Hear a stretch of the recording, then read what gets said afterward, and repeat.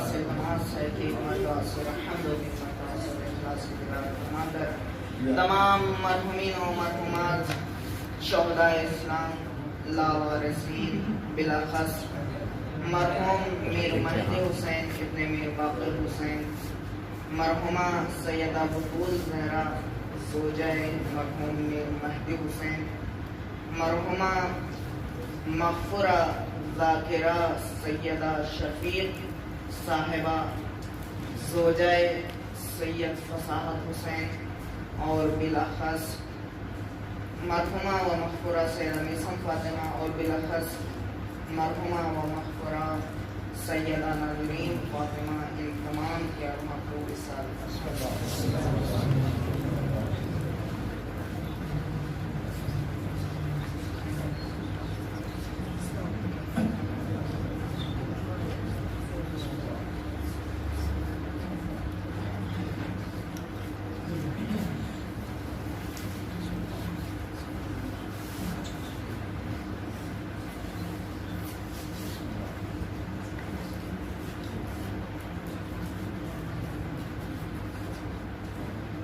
اعوذ باللہ من الشیطان الرجیم، بسم اللہ الرحمن الرحیم، الحمد للہ من اول الدنیا الى فنائها ومن الآخرة الى بقائها، ثم الصلاة والسلام والتحیة والإکرام على اشرف الانبیاء والمرسلین، خاتم النبیین المخاطب بالطه والياسین، جد الحسن والحسین ابی القاسم محمد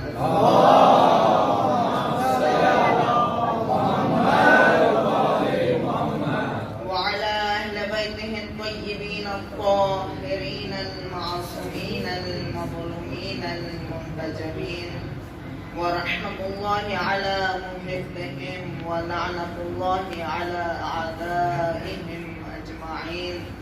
أما بعد، فقد قال الله تبارك وتعالى في القرآن المجيد وقوله الحق، بسم الله الرحمن الرحيم، يا أيها الرسول بلغ ما أنزل إليك من ربك وإن لم تفعل فما بلغت رسالته والله يعصمك من الناس إن الله لا يهدي القوم الكافرين. صلى الله على محمد وعلى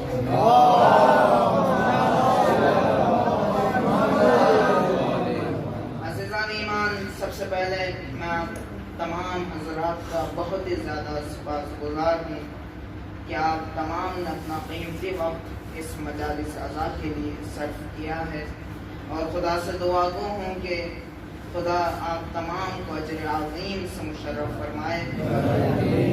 اور آج میری والدہ گرامی کی برسی کی تاریخ ہے، لہذا وقت کی گنجائش نہیں ہے جو میں کچھ بیان کر سکوں، بس خلاصتاً یہی بتانا چاہتا ہوں کہ آج جو بھی میں ہوں صرف اور صرف انہی کی دعاؤں کا نتیجہ۔ عزیزان ایمان، روایتوں میں وارد ہوا ہے کہ دنیا میں جو بھی کامیاب ہوتا ہے وہ والدین کی دعاؤں کے نتیجے سے ہوتا ہے عزیزان ایمان۔ لہذا روایتوں میں وارد ہوا ہے کہ جب بھی تم پریشان ہو تو اپنے والدین سے دعا کی گزارش کرنا۔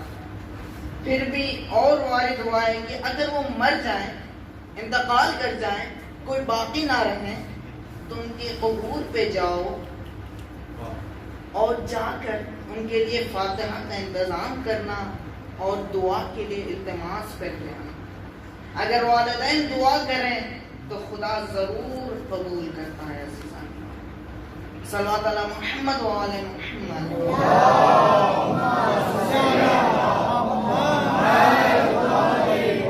میں اپنے موضوع پہ آ رہا ہوں کہ خداوند متعال نے کہا یا ایھا الرسول بلغ، اے رسول پہنچا دو، ما انزل الیک من ربک، جو تمہارے پروردگار کی جانب سے بھیجا گیا ہے، جو پیغام تمہارے خدا کے جانب سے پہنچایا گیا ہے۔ وَإِن لَمْ تَفْعَلْ، اگر تم نے پہنچایا نہیں، انجام نہیں دیا، فَمَا بَلَّغْتَ رِسَالَتَهُ، گویا تم نے کچھ بھی انجام نہیں دیا، گویا تم نے رسالت کو ادھورا چھوڑ دیا، گویا تم نے ناقص کر دیا۔ اب سوال یہ ہے کہ دیکھیں، ہم اپنا میں مثال لیتے ہیں، مثلا کوئی شخص ہے، میرا پورے کام انجام دیتا ہے، تمام امور کو انجام دیتا ہے، میں اس سے یہ کہہ دوں کہ اگر تمام کو تو انجام دے رہا ہے وہ اپنی جگہ پہ، اگر یہ انجام نہیں دیا تو کچھ بھی نہیں کیا، تو کیا عقل تسلیم کرتی ہے؟ توجہ، کیا عقل ہماری تسلیم کرتی ہے کہ بھائی تمام امور کو انجام دیا ہے، ایک امر چھوڑ دے تو کیا ہوا؟ لیکن خدا نے کہا نہیں، اگر کچھ بھی یہ اگر نہیں پہنچایا تو گویا کچھ بھی نہیں کیا۔ اب یہاں پر خدا، دیکھیے خدا عادل ہے، اس کی ایک صفات عادل ہے۔ ہمارے ذہن میں یہ بات آ رہی ہے کہ خدا ناانصافی کر رہا ہے، کیوں؟ تمام کاموں کو انجام دیا ہے، ایک کام انجام نہ دیا تو کیا ہوا؟ ایسا کیوں کہا کہ کچھ بھی انجام نہیں دیا؟ تو اب اس میں ہماری عقل یہ کہہ رہی ہے کہ یہ ناانصافی ہے، لیکن خدا یہ کہہ رہا ہے کہ یہ سراسر انصاف ہے۔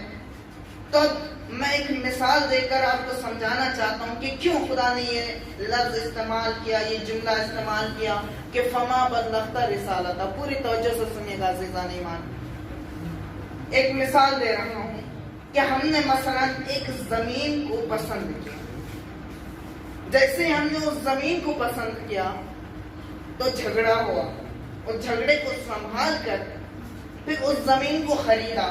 توجہ، جیسے اس زمین کو خریدا پھر جھگڑا ہوا، اس جھگڑے کو سنبھال کر پھر اس میں پائے کا انتظام کیا گیا، پھر جھگڑا ہوا، پھر اس جھگڑے کو سنبھال کر دیواریں تیار کی گئیں، پھر جھگڑا ہوا۔ توجہ، جیسے دیواریں تیار ہو گئی پھر جھگڑا ہوا، پھر جیسے اس جھگڑے کو سنبھال کر چھت ڈلی پھر جھگڑا ہوا۔ توجہ، پھر جھگڑا ہوا، اس جھگڑے کو سنبھال کر گھر کو مکمل کیا، پھر جھگڑا ہوا۔ اس جھگڑے کو سنبھالتے ہوئے جا ہی رہے تھے کہ اچانک جو اس گھر کا مالک ہے اسے کہیں دوسری جگہ کاروبار کرنے کے لیے جانا ہے۔ توجہ، اب اسے کہیں دوسری جگہ کاروبار کرنے کے لیے جانا ہے، تو کیا وہ اس گھر کو ایسے ہی چھوڑ کے چلا جائے گا؟ توجہ، ایک بہترین مثال، کیا وہ اس گھر کو ایسے ہی چھوڑ کے چلا جائے گا کہ جس گھر کی تعمیر کے لیے زمین کو پسند کرنے سے لے کر پائے تکمیل تک صرف اور صرف جھگڑے ہوئے ہوں، کیا اسے ایسے ہی چھوڑ کے چلا جائے گا؟ نہیں، عقل تسلیم نہیں کرتی۔ جب ہیں تب اتنے جھگڑے، اگر چھوڑ کے جائیں تو شاید گھر باقی نہ رہے، تو لہذا اس پر واجب ہے کہ کسی نگہبان کو چھوڑ کر جائے تاکہ اس گھر کو دیکھے، دیکھ بھال کرے۔ اب توجہ، اب یہی چیز کو آپ دین اسلام میں لے آئیں۔ جیسے خدا نے کہا انی جاعل فی الارض خلیفہ، میں پسند کرتا ہوں، پسند کیا ہے خدا نے کہ میں پسند کرتا ہوں، ارادہ کرتا ہوں کہ خلیفہ کو بناؤں، فوراً ملائکہ کا خدا کے ساتھ جھگڑا ہوا۔ خدا نے اس جھگڑے کو سنبھالا، جیسے ہی آدم کا پتلا تیار ہوا پھر خدا کا شیطان کے ساتھ جھگڑا ہوا۔ توجہ، پھر اس جھگڑے کو سنبھالا، ابھی اسلام کے دیواریں کھڑنے لگی، طوفان نوح کا جھگڑا، پھر خدا نے اس جھگڑے کو سنبھالا، جیسے چھت ڈلی فرعون کا موسیٰ کے ساتھ جھگڑا، اس جھگڑے کو سنبھال کر جیسے ہی گھر تکمیل ہوا، جیسے ہی اسلام تکمیل ہوا، پھر کفار کا رسول کے ساتھ جھگڑا، اس جھگڑے کو ابھی سنبھالتے ہوئے جا ہی رہے تھے کہ اب رسول کے جانے کا ٹائم ہو گیا۔ اب ذرا بتائیں، کیا جس دین اسلام کو پسند سے لے کے تکمیل تک صرف اور صرف جھگڑے ہوئے ہوں، کیا رسول بغیر خلیفہ بنائے چلے جائیں گے؟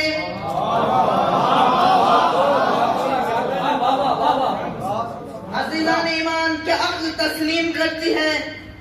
نہیں۔ تو لہذا رسول نے خلیفہ بنایا، جیسے ہی کہا من کنتم مولا فہذا علی المولا، آیت نازل ہوئی الیوم یئس الذین کفروا من دینکم، اب کفار تمہارے دین سے مایوس ہیں۔ کیوں مایوس ہیں؟ اس لیے کفار نے یہ سوچا تھا کہ جب رسول انتقال کر جائیں گے، جب رسول اس دنیا سے رخصت ہو جائیں گے تو پھر ہم مسلمانوں کو بھٹکائیں گے، پھر ہم انہیں گمراہ کر دیں گے، تمام مسلمانوں کو کفار کر دیں گے، تمام رسول کی محنتوں کو رائگاں جانے دیں گے۔ اب ذرا بتائیں کہ رسول نے خلیفہ منتخب کیا یا نہیں؟ لیکن مسلمانوں نے کیا کیا؟ اب اسی کے آیت میں یوم یئس الذین کفروا من بعد، اس کیا بات کا ہے؟ کیا ہے؟ فلا تخشوہم، بس اے رسول تمہیں کفار و مشرکین و منافقین سے خوف کرنے کی ضرورت ہے، وخشونی، مجھ سے خوف کرو۔ ادھر آیت اللہ شہید مطہری اپنی کتاب امامت و رہبری میں بیان کرتے ہیں وخشونے سے مراد اپنوں سے خوف کرو، غیروں سے نہیں۔ یعنی اگر اب تمہیں غدیر کے بعد خوف کرنا ہے تو کفار سے خوف کرنے کی ضرورت نہیں ہے، بلکہ اپنوں سے خوف کرو۔ تو شاعر نے کیا خوب کہا ہے، مجھے اپنوں نے لوٹا ہے، غیروں میں کہاں دم تھا، میری کشتی وہاں ڈوبی جہاں پانی کم۔ یعنی بعد رسول دین اسلام کے بعد، یعنی بعد رسول جو واقعات وہ پذیر ہوئے، جو اختلافات رونما ہوئے، ان تمام کا حل صرف اور صرف غدیر تھی، جسے لوگوں نے فراموش کیا، جس کا نتیجہ یہ ہوا کہ دین اسلام 73 فرقوں میں تقسیم ہو گیا۔ آج پوری دنیا تکالیف میں مبتلا ہے، مشکلات سے دو چار ہے، مسائل میں گرفتار ہے۔ صلوات علی محمد و آل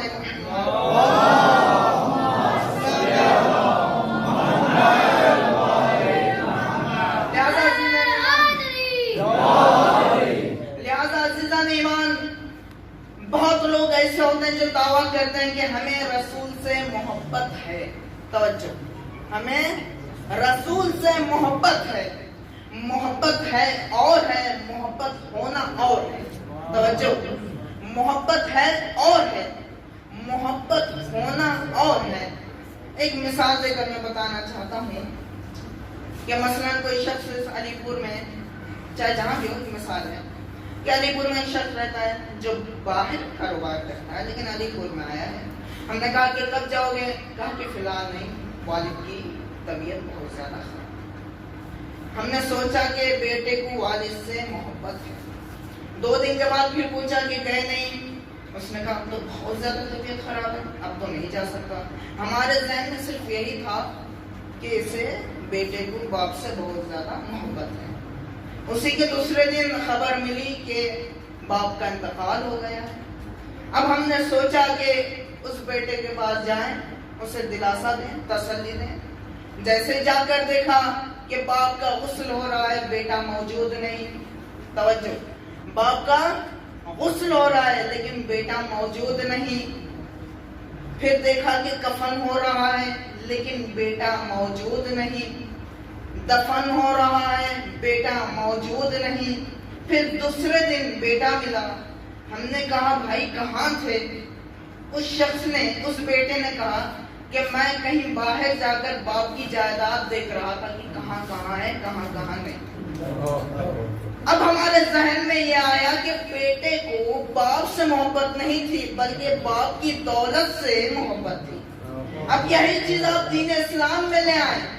جب رسول خدا ضعیف ہو گئے تھے، بیمار ہو گئے تھے، بستر علالت پر تھے، تو انہوں نے حکم دیا تھا تمام مسلمانوں کو کہ آپ تمام جائیں، لشکر اسامہ میں شامل ہو جائیں اور رومیوں سے جا کر جنگ کریں۔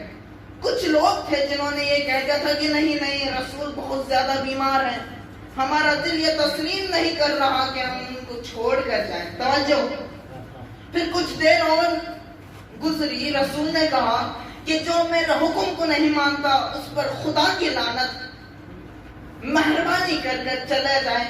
پھر بھی کچھ لوگ رک گئے، نہیں نہیں، ہمیں رسول سے بہت زیادہ محبت ہے، ہمارا دل تسلیم نہیں کر رہا ہے۔ جیسے ہی رسول کا انتقال ہوا، رسول کو غسل کیا جا رہا تھا لیکن وہ لوگ موجود نہیں تھے۔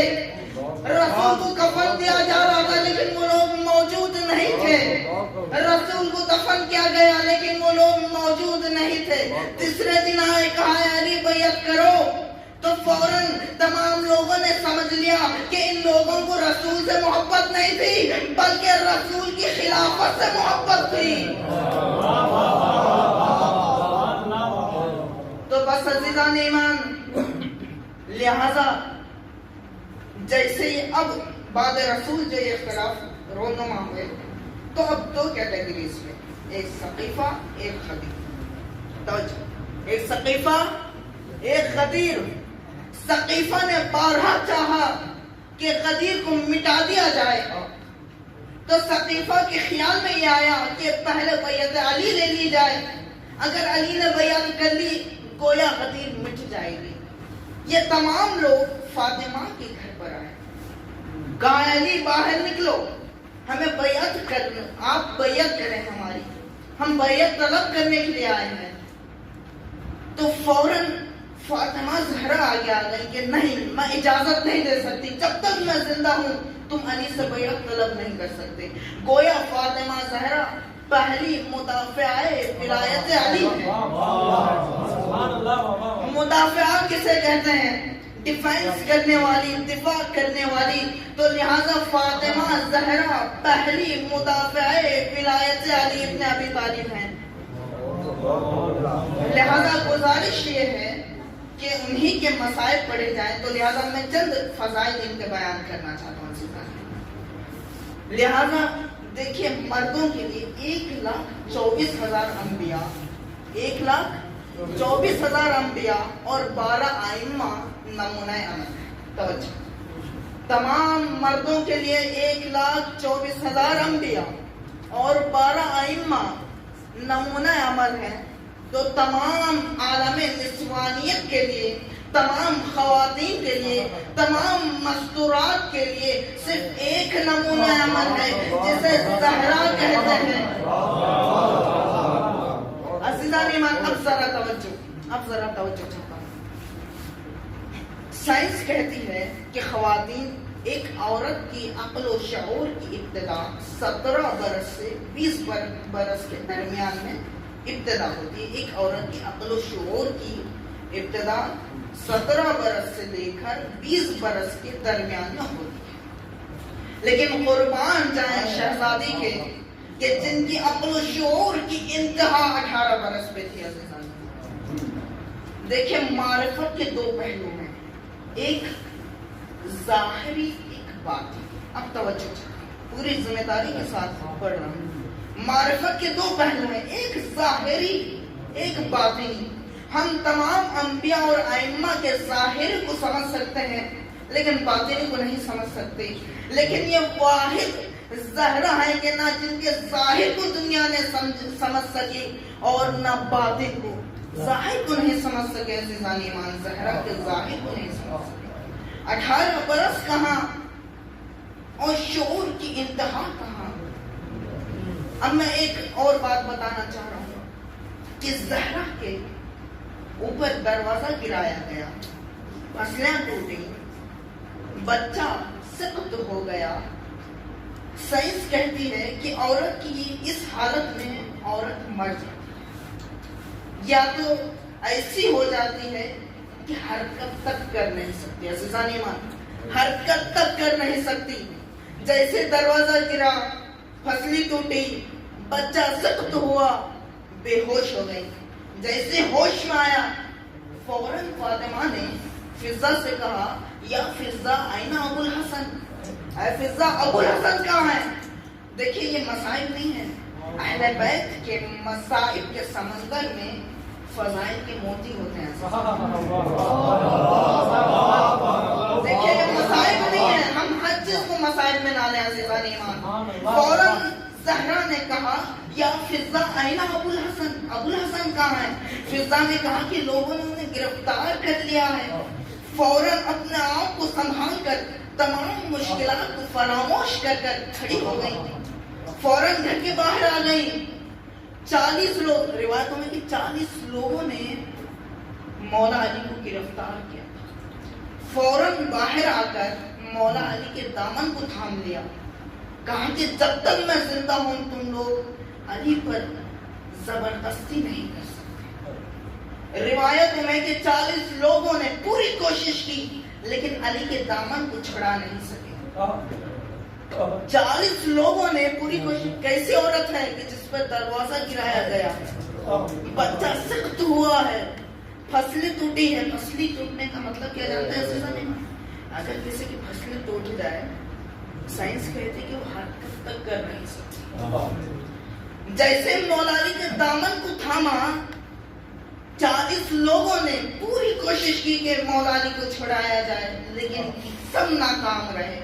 ایک ظالم نے تازیانہ لا کر زہرا کے پشت پر مارا، تب جا کر زہرا نے چھوڑا ہے۔ اب توجہ، اب میں میری پوری محنت کا یہ صلہ ہے، پوری توجہ چاہتا ہوں عزیزان ایمان۔ نتیجہ یہ ہے کہ زہرا نے وہ کون سی طاقت کو استعمال کیا تھا۔ توجہ، علماء بیان کرتے ہیں جب کوئی انسان اپنے آپ کو کسی حقیقت سے منسلک کر دیتا ہے، پھر خود بخود وہ اپنے مشکلات کو چھوڑ کر حقیقت کی طرف توجہ کرتا ہے۔ اس حقیقت کو ولایت علی ابن ابی طالب۔ عزیزان ایمان توجہ، اگر وہ حقیقت سامنے نہ ہوتی تو پھر زہرا بھی اٹھ نہیں سکتی۔ عزیزان، میں قرآن سے اور مثال دے کر اپنے بات کو ثابت کرنا چاہتا ہوں۔ جب ہاجرہ تنہا تھی کوہ صفا اور کوہ مروہ کے درمیان، اسماعیل پیاس سے تڑپ رہے تھے۔ توجہ، تو گرمی کا یہ عالم متعارف تھا کہ زیادہ دیر پیاسا چل نہیں سکتا، اور قرآن میں ہے کہ ہاجرہ نے 7 چکر صفے کوہ صفا کا لگایا اور 7 چکر کوہ مروہ کا۔ وہ کیسے لگایا؟ اس لیے کہ ہاجرہ نے اپنے آپ کو ایک حقیقت سے منسلک کیا تھا، اور اس حقیقت کا نام نبوت ہے۔ اب دیکھیں، میں پورے طرح سے نچوڑ کرنا چاہتا ہوں، پھر اپنے موضوع یعنی غدیر کی طرف سے دوبارہ آؤں گا۔ نچوڑ سنیے گا عزیزان ایمان۔ زہرا تمام عالم نسوانیت کے لیے ایک واحد نمونہ ہے۔ تمام چیزیں ان کے اندر پائی جاتی تھی، عدالت، شجاعت۔ لوگوں نے زہرا کی شجاعت کو مسائل میں لے آئے تھے، یہی موضوع کہ اپنا آپ کو سنبھال کر علی کا دامن پکڑنا ایک شجاعت کا کام ہے، ایک ہمت کا کام ہے۔ اب ایک شعر پڑھ کر میں پھر اپنے موضوع پر جا رہا ہوں کہ شاعر نے کیا خوب کہا۔ زبان پہ ذکر ہے، دل میں محبت فاطمہ کی ہے۔ زبان پہ ذکر ہے، دل میں محبت فاطمہ کی ہے۔ خدا کا شکر ہے، یہ بھی عنایت فاطمہ کی ہے۔ آپ سبھی جانتے ہیں کہ اگر قوم شیعہ باقی ہے تو فاطمہ زہرا کی دعا سے۔ خدا کا شکر ہے، یہ بھی عنایت فاطمہ کی ہے۔ خدا کا شکر ہے، یہ بھی عنایت فاطمہ کی ہے۔ بتاتا ہے یہی عالم نسوان کی طغیانی۔ عالم نسوان یعنی خواتین، عورتیں، طغیان یعنی نافرمانی۔ آج کل دنیا میں خواتین بہت زیادہ نافرمان ہیں۔ توجہ، بتاتا ہے یہی عالم نسوان کی طغیانی، جہاں کی عورتوں کو پھر ضرورت فاطمہ کی ہے۔ جہاں کی عورتوں کو پھر ضرورت فاطمہ کی ہے۔ اب عدالت فاطمہ دیکھیے گا، کنیزیں رہ کر بھی پڑے ہیں ہاتھ میں چھالے۔ کنیزیں رہ کر بھی پڑے ہیں ہاتھ میں چھالے۔ کنیزیں رہ کر بھی پڑے ہیں ہاتھ میں چھالے۔ زمانے بھر میں یہ واحد عدالت فاطمہ کی۔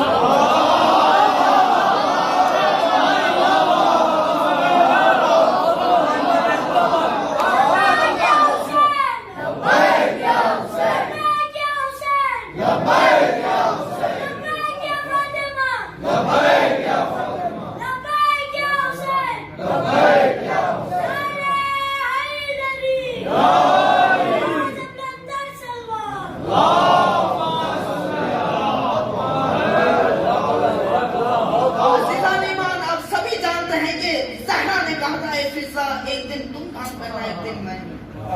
اب قوت فاطمہ کے ذہن میں قوت فاطمہ کیا تھی؟ طاقت، شجاعت، جرأت، ہمت کیا تھی؟ توجہ، شاید کیا خود کہتا ہے خمینی نے فقط تسبیح کی طاقت دکھائی تھی. خمینی نے فقط تسبیح کی طاقت دکھائی تھی. خدا ہی جانتا ہے کتنی قوت فاطمہ کی ہے.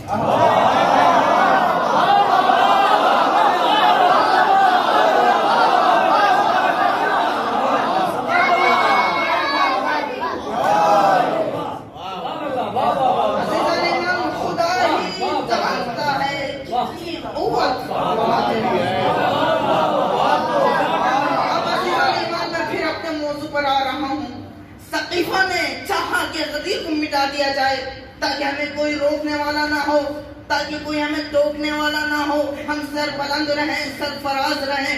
پوری توجہ چاہتا ہوں. بعد فاطمہ پھر سقیفہ نے کوشش کی کہ غدیر کو مٹایا جائے، لہذا علی کو شہید کیا. سقیفہ خوش ہونے لگا کہ غدیر مٹ گئی، لیکن امام حسن سامنے آ گئے. پوری توجہ، امام حسن کو شہید کیا. ادھر سقیفہ خوش ہو گئی کہ ہم نے غدیر کو مٹا دیا، لیکن پھر بھی نہیں مٹی. پھر سقیفہ نے امام حسن کے جنازے پر تیر لگائے. پھر سوچا کہ غدیر مٹ گئی، لیکن پھر بھی غدیر نہ مٹی. تو لگاتار 50 سال تک سقیفہ نے کوشش کی کہ غدیر کو مٹایا جائے، لیکن پھر بھی غدیر نہیں مٹی. تو پھر ایک میدان کو سجایا گیا، ایک طرف سقیفہ کا لشکر، دوسری طرف غدیر کا لشکر. سقیفہ کا وارث یزید تھا، غدیر کا وارث حسین تھے. سقیفہ کا وارث یزید تھا، غدیر کے وارث حسین تھے. سقیفہ نے حسین کو شہید کر سقیفہ نے حسین کو شہید کر یہ سوچ لیا کہ اب ہمیں کوئی ٹوکنے والا نہیں، کوئی روکنے والا نہیں، اب ہم سر بلند ہیں. ادھر خوشی کے نعرے بج رہے تھے، ادھر خوشی کے باجے بج رہے تھے کہ اچانک کربلا میں منظر تبدیل ہو گیا. کیا دیکھا کہ چلتے ہوئے خیمے سے ضعیفہ آ رہی ہے، کچھ پر جوان کو لیتے ہوئے زینب نے سجاد کو بچا کر سقیفہ کو منہ توڑ جواب دیا. ہے سقیفہ کیا سوچتا ہے؟ تو سوچ رہا یہ ہے کہ غدیر مٹ گئی، ابھی وارث غدیر زندہ ہے.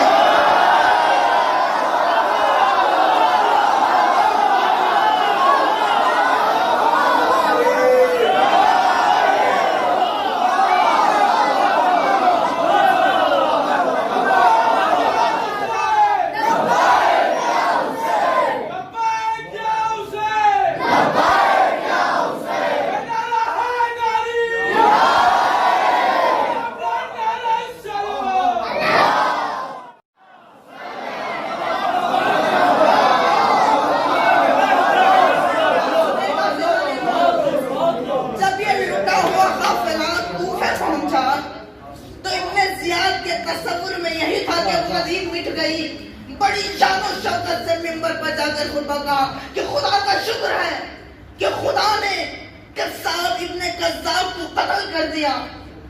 ابھی خطبہ کہہ ہی رہا تھا کہ زینب کھڑی ہو گئی. کہے جھوٹے خاموش رہے، خدا نے نہیں بلکہ تو نے نبی کے نواسط قتل کیا ہے، نہ کہ قصاب ابن قذاب کو. فوراً جیسے ہی پسرے ساتھ میں ابن زیاد نے یہ سوچا کہ شاید ابھی غدیر زندہ ہے، شاید ابھی غدیر زندہ ہے. فوراً ابن زیاد نے ایک سوال کرنا سوچا، شاید جواب نہ دیں تو یہیں پر ہم غدیر کو تمام. توجہ، اگر جواب نہ دیں تو یہیں پر ہم غدیر کو تمام کر دیں. کہا یا زینب کیف وجدت فی کربلا، اے زینب کربلا نے تم نے اپنے آپ کو کیسا پایا؟ زینب نے کہا ما رأیت الا جمیلا. لیکن کیا جواب تھا؟ میں ایک نتیجہ تک لے جانا چاہتا ہوں. زینب نے کہا ما رأیت الا جمیلا، میں نے کچھ نہیں دیکھا سوائے خوبصورتی کے.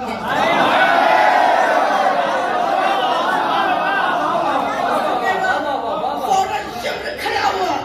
شمر نے کہا یہ جھوٹ بولتی ہے، اس کے بھائی شہید ہو گئے، اس کے بھتیجے شہید ہو گئے، اس کے بھانجے شہید ہو گئے، تمام اصحاب شہید ہو گئے، یہ کہہ رہی ہے کہ کچھ نہیں دیکھا سوا خوبصورتی کے۔ زینب نے کیا خوبصورت جواب دیا، انی اعلم ما لا تعلمون، جو میں جانتی ہوں وہ تم نہیں جانتے۔ اب توجہ، انی اعلم ما لا تعلمون، یہ جملہ کہنے والے دو شخصیات ہیں، دو ہستیاں ہیں، ایک عرش پر کہا تھا، ایک عرش پر۔ عرش پر کہنے والے کو خدا کہتے ہیں۔ جب ملائکہ نے کہا خدایا خلیفہ بنا کر کیا کرے گا، وہ خون ریزی کرے گا، فساد برپا کرے گا، فوراً خدا نے کہا تھا انی اعلم ما لا تعلمون، جو میں جانتا ہوں وہ تم نہیں جانتے۔ توجہ، دیکھنے کی دو اقسام ہیں، ایک بصارت، ایک بصیرت۔ توجہ، ایک بصارت، ایک بصیرت۔ ملائکہ نے بصارت کی نگاہ سے خلیفہ کو دیکھا، خدا نے بصیرت کی نگاہ سے خلیفہ کو دیکھا۔ توجہ، یہی حال پھر کوفے میں بھی تھا۔ شمر نے بصارت کی نگاہ سے کربلا کو دیکھا، ادھر زینب نے بصیرت کی نگاہ سے کربلا کو دیکھا۔ شمر نے یہ سوچا کہ یزید کی فتح ہو گئی، لیکن جیسے ہی یا لفظوں کو بدل کر یوں کہوں، ثقیفہ نے بصارت کی نگاہ سے دیکھا کہ غدیر مٹ گئی، لیکن جب غدیر نے بصیرت کی نگاہ سے دیکھا تو کیا دیکھا کہ وہی کربلا ہوگی، فیوچر میں، مستقبل میں زائرین کی تعداد بڑھتی رہے گی، حسین کا روزہ رہے گا، دشمن زائرین کو روکنے کی کوشش کریں گے، جتنا روکیں گے اتنے ہی تعریف بڑھتے جائیں گے۔ یا لفظوں کو بدل کر یوں کہوں، توجہ، لفظوں کو بدل کر یوں کہوں کہ ثقیفہ نے اگر اصحاب کو مرتے ہوئے دیکھا تو غدیر نے اصحاب کی جذبہ فداکاری کو دیکھا۔ ثقیفہ نے قاسم کا پامال لاشا دیکھا تو غدیر نے قاسم کی اطاعت کو دیکھا۔ ثقیفہ نے اصغر کی تیر کو دیکھا تو غدیر نے اصغر کو نصرت ایمان کرتے ہوئے دیکھا۔ اب توجہ سے سنیے گا، ثقیفہ نے حسین کو تیروں پر معلق دیکھا تو غدیر نے حسین کو اللہ سے ملاقات کرتے ہوئے دیکھا۔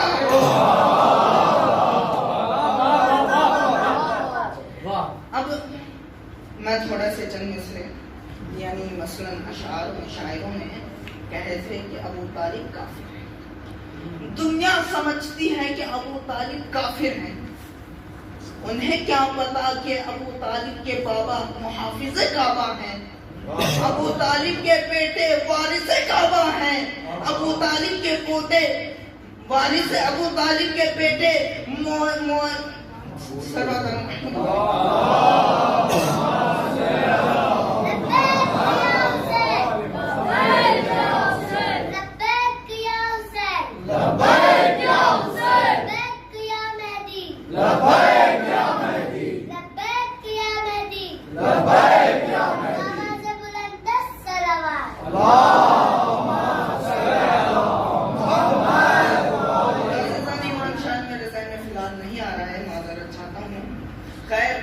جیسے ہی زینب نے ان تمام کو بتایا کہ انی اعلم ما لا تعلمون، فوراً زینب نے وہاں پر پھر دوبارہ غدیر کو زندہ کر دیا۔ یا لفظوں کو بدل کر یوں کہوں کہ زہرا نے ثقیفہ کی کمر توڑی تھی تو ثانیہ زہرا نے غدیر کو مسمار کر دیا۔ زہرا نے اگر ثقیفہ کی کمر توڑی تھی تو پھر ثانیہ زہرا نے ثقیفہ کو مسمار کر دیا، ثقیفہ کو نابود کر دیا۔ صلوات علی محمد و آل محمد۔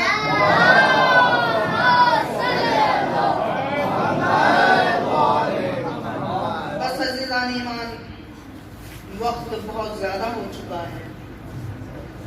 کربلا ایک ایسا موضوع ہے کہ جس پر پورا سال بولتے رہیں تب بھی کم ہے۔ کربلا بہت بلند ہے۔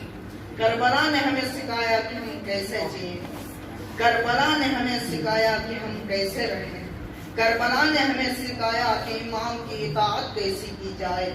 بس عزیزان ایمان، گزارش ہے کہ جناب سیدہ کے مسائل پڑھیں۔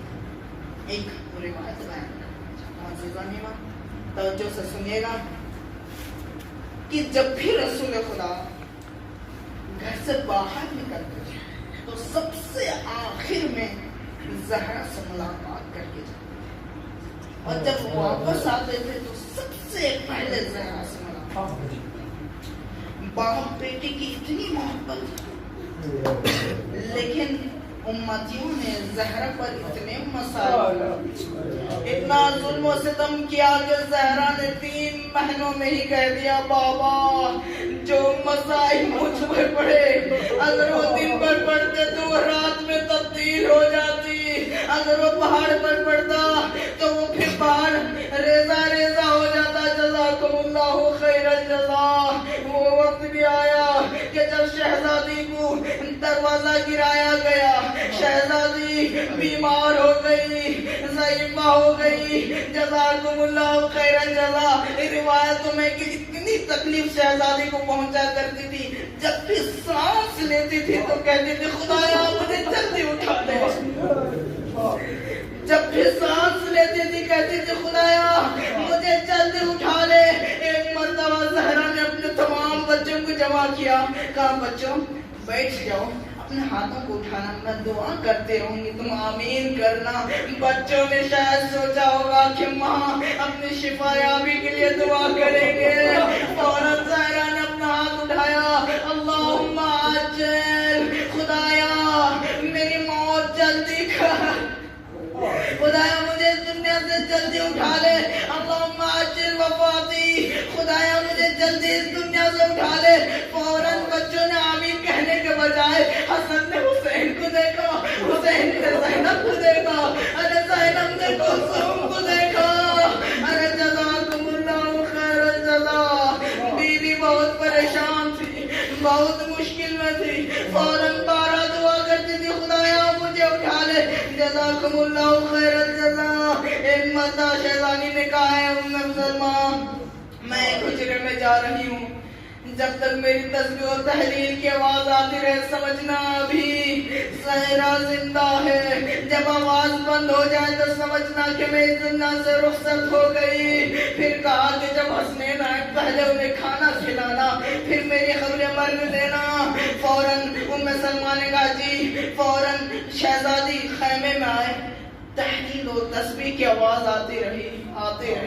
ادھر ام سلمہ ان آوازوں کو سنتی رہی اور گریہ کرتی رہی، کیا دیکھا کہ حسنین آ رہے ہیں، ادھر آواز بند ہو گئی۔ فوراً ام سلمہ رو رہی تھی، فوراً حسنین کو دیکھ کر خاموش ہو گئی، دسترخوان بچھایا بچوں کھانا کھا لو۔ حسنین نے کہا جب تک ماں نہیں آئے گی ارے ہم کھانا نہیں کھاتے۔ ارے فوراً ام سلمہ نے گریہ کرتے ہوئے بتایا کہ تمہاری ماں اس دنیا سے رخصت ہو گئی۔ ادھر حسنین اپنا ماما کو اتارا، بال بکھیر کر گریبان کو چاک کیا، آستین الٹی، فوراً مسجد کی طرف دوڑے۔ جیسے علی نے حسنین کی حالت دیکھی ایک دم بجلی کی طرح اٹھ گئے۔ فوراً جناب سلمان سے روایت ہے کہ فوراً بجلی کی طرح اٹھ گئے۔ وہ کہا حسنین کیا ہوا؟ حسنین نے کہا ہے بابا ہم یتیم ہو گئے۔ سلمان کہتے ہیں کہ جس طرح بجلی کی طرح اٹھے تھے اسی طرح بجلی کی طرح بیٹھ گئے۔ جزاکم اللہ خیر الجزا۔ دیکھیے عزیزان ایمان، زہرا کا گھر مسجد سے ایک دم متصل تھا۔ روایت سے کہتے ہیں کہ مولا مسجد سے گھر آنے میں 7 مرتبہ گرتے ہیں، 7 مرتبہ اٹھتے ہیں۔ میں کہوں گا اے مولا ذرا کربلا میں آئے، یہی 18 سال کا جوان رہے گا، مولا 70 مرتبہ زمین پر گریں گے، ارے 70 مرتبہ اٹھیں گے، اینا علی اکبر، ارے اینا علی اکبر۔ جزاکم اللہ خیر الجزا۔ جیسے ہی مولا تشریف لے گئے، کیا دیکھا کہ زہرا کے ہاتھ میں ایک نوشتہ ہے۔ جیسے ایک نوشتہ کو پڑھا تو کیا لکھا؟ اے علی میرے بچوں کا لحاظ رکھنا، اے علی میرے بچوں کو ذرا برابر کی تکلیف محسوس مت ہونے دینا، اے علی میری قبر پر ہمیشہ یاسین پڑھنے کے لیے آنا۔ تیسری اور آخری جو وصیت ہے علی تم ہی مجھے غسل دینا اور رات میں غسل دینا، اے علی تم ہی مجھے کفن دینا اور رات میں کفن دینا، اے علی تم ہی مجھے دفن کرنا اور رات میں دفن کرنا. جزاکم اللہ خیر الجزا. ہار مظلومیت علی علماء بیان کرتے ہیں آدم سے لے کے خاتم تک، خاتم سے لے کے قیامت تک مولا علی جیسا مظلوم شخص کوئی نہیں ہے. فاطمہ مری ہے لیکن رو نہیں رہے ہیں. عزاداروں کربلا میں تو رو رہے تھے لیکن رونے نہیں دیا جا رہا تھا. تازیانے مار رہے تھے لیکن علی کو رونے دیا جا رہا ہے. لیکن علی نہیں رو رہے ہیں کیوں؟ ان کے چھوٹے چھوٹے بچے ہیں. علی اگر روئے تو ان بچوں کو کون سنبھالے گا؟ جزاکم اللہ خیر الجزا. دیکھیے عزاداروں، 3 میتیں ایسے ہیں کہ جن کے غسل کے وقت غسالہ لوگ روئے ہیں. پہلی میت جناب زہرا کی ہے. جب مولا علی نے غسل دینا شروع کیا تو چیخ مار کر گریہ زاری کرنا شروع کر دیا. سلمان نے کہا مولا کیا ہوا تھا؟ تو علی نے رو رو کر بیان کیا کہ زہرا کی پسلی ٹوٹی ہوئی تھی لیکن زہرا نے مجھ سے بیان نہیں کیا. جزاکم اللہ خیر الجزا. دوسری میت جناب سکینہ کی ہے. جب جناب سکینہ کو غسل دینے کے لیے غسالہ آئی تھی، جیسے کپڑوں کو نکالنا چاہا کیا دیکھا کہ کپڑوں کے ساتھ ساتھ گوشت بھی نکل رہا تھا. فوراً غسالہ نے کہا اے زینب کیا ہوا؟ اس بچے کو کوئی بیماری تھی؟ فوراً زینب نے کہا کہ نہیں، اس بچے کو کوئی بیماری نہیں ہے. البتہ کربلا سے کوفہ سے شام لگاتار تعزیانے کھاتی ہوئی آئی ہے. جزاکم اللہ خیر الجزا. تیسری میت چوتھے امام کی ہے. جب 5 امام نے چوتھے امام کو غسل دینا چاہا تو کیا دیکھا کہ ابھی بھی توق کے زخم تازے ہیں. فوراً مولا نے گریہ زاری کرنا شروع کیا کہ 35 سال پہلے توق ڈالا گیا تھا لیکن ابھی بھی وہ زخم تازے. جزاکم اللہ خیر الجزا. عزاداروں بس کہہ دینا آسان ہے، تھوڑا علی کے دل سے پوچھئے. ارے کوئی دلاسا دینے والا نہیں ہے، کوئی بزرگ بھی نہیں ہے، نہ کریا کر سکتے ہیں. اتنی بہترین شریک حیات جدا ہو گئی ہے. اور ننھے بچے تقریباً امام حسن 7 برس کے، امام حسین 6 برس کے، زینب تقریباً 4 برس کی، ام کلثوم 3 برس کی. اتنی چھوٹے چھوٹے بچوں کو علی نے سنبھالا لیکن گریہ نہیں کیا. ایک مقام کو آیا کہ علی نے کہا ہے بچوں آؤ اپنے ماں کا دیدار کر لو. تمام آ گئے لیکن حسین نہیں آئے. مولا علی اس مقام پر گریہ کرنے لگے. اے حسین آ جاؤ. حسین نے کہا میں فخر عیسیٰ ہوں، عیسیٰ کے لیے مریم نے بلایا تھا، میرے لیے بھی زہرا بلائیں گی.